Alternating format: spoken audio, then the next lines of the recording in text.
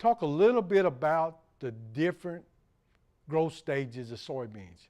When we talk about growth stages, a lot of different things take place at different growth stages. Typically, when we start talking about growth stages, we look at emergence. Then the next thing that probably is very important is the first trifoliate. And this is when you have the first trifoliate are fully unrolled. We would call that V1. And this would continue with the formation of the next trifoliate. That would be V2, and that would continue all the way until we reach the reproductive stages, which would be R1. Now, when we talk about vegetative stages, typically we'll see flowering somewhere between V8 and V10. Very important, this is when we would reach R1, which would be the first reproductive stage. We have a lot more information about reproductive stages because these are very important in soybean production. R1 is when we find a flower anywhere on the main stem. R2 is where we'd have full flower. When we get to R3, then we have a small pod. We need to find this in one of the top uppermost 4 nodes. Typically, this is where we would apply our first fungicide application. But I won't talk about those things. We'll let our pathologists talk about fungicide applications and timing. Also, we need to look at the average of the population. You know, if we just find one pod or one small pod, 3/16 of an inch on one of the plants, then we hadn't reached that growth stage. We need to look at the average of the field to reach those additional growth stages. When we talk about R4, that's when we have a 3/4 inch pod somewheres on the top 4 nodes. When we talk about these growth stages, a lot of things take place. We talk about water use. About 65% of the soybeans water is used between R1 and R6.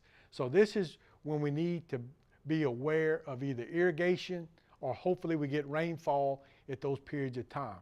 We can also look at information from those sites where we're growing soybeans that can help us determine if we plant a little bit earlier, we're in that time frame when they typically get a little bit more rainfall. But this stage between R1 and R6, we're going to use about 3/10 of an inch of water per day.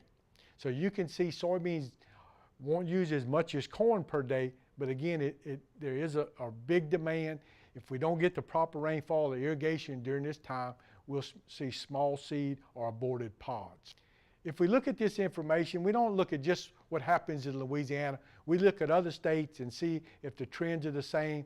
And basically, during the same time period between flowering and pod fill, this is when they have the heaviest use. Their use is not quite as great as Louisiana because of the temperature differences, us being a little bit closer to the coast, a little bit higher, hotter temperatures. We do have a slightly higher need for water or demand for water during those growth stages. So we can't look at other states for other information. It may vary slightly in Louisiana. But again, there's a lot of information in Louisiana to help producers meet all their production needs.